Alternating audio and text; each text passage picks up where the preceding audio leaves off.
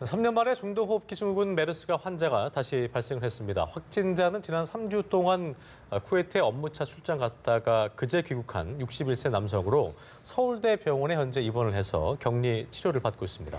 네, 이번에도 메르스 공포가 재현되는 건 아닌지 우려의 목소리가 나오고 있는데요. 예. 자세한 내용을 전문가와 함께 짚어보겠습니다. 전병률 차의학전문대학원 교수 모셨습니다. 교수님 어서 오십시오. 안녕하십니까? 네, 안녕하십니까? 제가 3년 전에 그 메르스 때 한번 뵀던 것 같은데 네. 또 뵙게 되네요. 같은 네. 주제인 것 같습니다. 네네. 쿠웨이트에 출장 갔다 온 61세 남성이 확진 판정받고 현재 서울대 병원에 격리 치료를 받고 있는 상황인데요. 일단 확진 판명된 건 이분이 한 분인 거죠? 네, 그렇습니다. 예.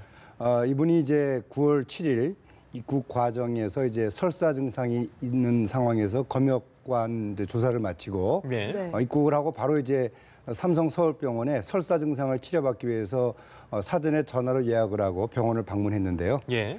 그 당시에 이 환자가 중동을 다녀온 그 이 방문 사실을 병원 당국에 설명을 하고 병원 당국은 응급실 내에서 별도의 그 격리 진료실에서 이 환자를 대기를 이제 했다가 환자를 진료하고 그때 이제 그 가래 또 발열, 호흡곤란 등 증상이 있는 걸 보고 보건당국에 이제 의심 환자로 신고를 했죠. 네, 그래서 이제 8일 날 오후 4시경에 예.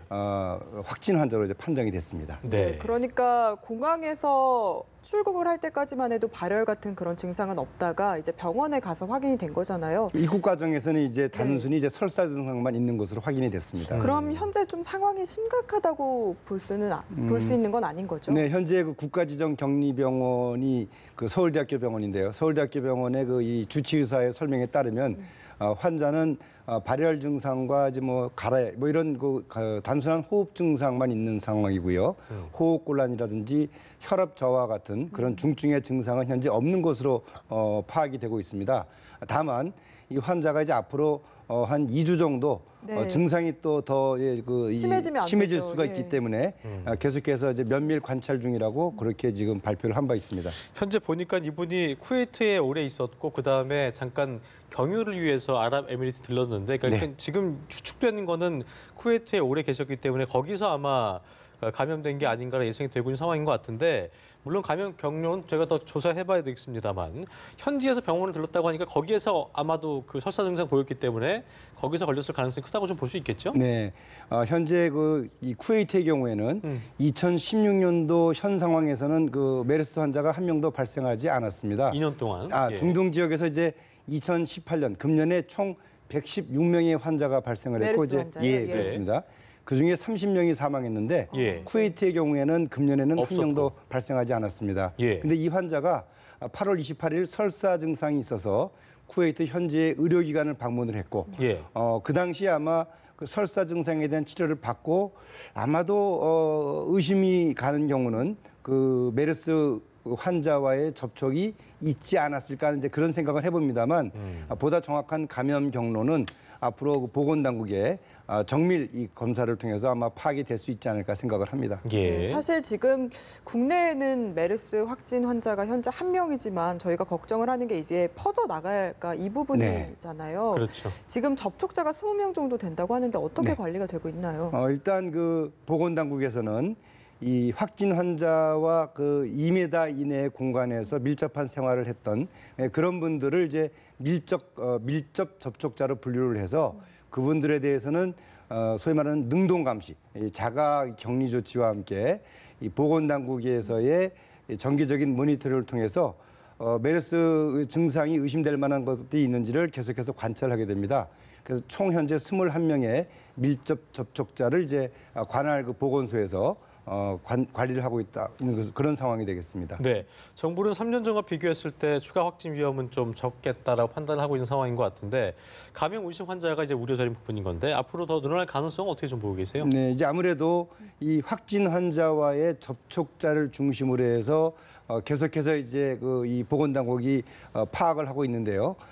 다행스러운 것은 이 그 확진 환자가 입국을 한 이후에 바로 설사 치료를 위해서 서울 삼성병원에 방문을 했고 그 기간 중에 특별히 많은 그런 접촉자는 현재까지는 파악이 되고 있지 않습니다만 예. CCTV라든지 그런 이 방법을 통해서 이 환자와의 접촉자들을 지금 파악을 하고 있습니다. 그리고 또 기내에 같이 이제 이 탑승했던 승객 440명에 대해서도 관할 보건소를 통해서 수동 감시 상태에 있는 그런 상황입니다. 그런 상황에서 혹시라도 이제 의심 증상이 있는지를 면밀히 파악함으로써 추가 환자 발생 여부를 아마 파악을 할 수 있지 않을까 생각을 합니다. 예. 그래도 저희가 좀 걱정을 하게 되는 게 3년 전을 떠올려 보면 직접적으로 접촉을 하지 않았는데도 전염되는 사례가 있었거든요. 그렇죠. 네. 만약에 자기가 스스로 느꼈을 때 뭔가 의심 증상이 있다 하면은 어떻게 좀 대처를 해야 하나요? 네. 그 2015년도 그 메르스 환자 발생했을 당시에 대부분의 환자들은 병원에서 이제 그 2차, 3차 감염을 통해서 발생이 됐습니다. 그 당시에 이제 확진 판정을 받은 사람들이 지역 사회에서 활동을 하면서 많은 접촉자들이 있었거든요. 예. 근데 그 지역 사회에서는 한 명의 환자도 발생하지 않았습니다. 예. 그렇기 때문에 병원 이외의 장소에서 설사 의심 증상 있는 환자와 접촉을 했다 하더라도 메르스 발생에 대한 가능성은 상당히 낮다고 보시면 되고요. 예. 다만 이제 이 보건당국이 지금 능동 감시 또 수동 감시를 하고 있는 밀접 접촉자와 또 이 탑승 그 항객들, 그 승객들에 대해서 지속적으로 감시를 하고 있습니다만 본인이 스스로 이제 발열 증상이라든지 기침, 가래 등의 의심스러운 증상이 있을 경우에는 병원 진료에 앞서서 질병관리본부가 운영하고 있는 1339 신고센터 1339 그리고 신고센터. 또 지역의 이제 보건소에 즉시 신고를 함으로써 환자를 조기에 관리하는 것이 중요하다고 볼 수 있겠습니다. 네. 그러니까 병원에 가기 전에 신고부터 해야 한다는 그렇습니다. 말씀이신 거죠? 네. 네, 네. 알겠습니다. 이게 보니까 증상을 완화하는 약은 있습니다만 아직 치료제는 아직까지 네. 나온 게 없는 거죠. 현재는 이제 그 특효약이라고 하는 약은 아직까지 개발되지는 않았습니다. 현재 임상 실험 단계에 있습니다만 이 경우에 이제 이 그 대증요법을 통해서 환자들을 좀 치료를 하고 있는데요. 다행스러운 점은 과거에 우리가 2015년도 많은 환자들을 진료했던 경험이 있기 때문에 네. 그 경험을 토대로 해서 본다면은 환자가 중증으로 진행하는 것들을 막을 수 있는 그런 방법은 가지고 있다고 저는 생각을 합니다. 네, 어쨌든 이 61세 남성도 빨리 쾌차하시길 바라겠고요. 더 이상 확진자가 나오지 않길 바라보겠습니다. 네. 지금까지 전병률 차의학전문대학원 교수와 함께했습니다. 오늘 말씀 고맙습니다. 잘 들었습니다. 네, 감사합니다.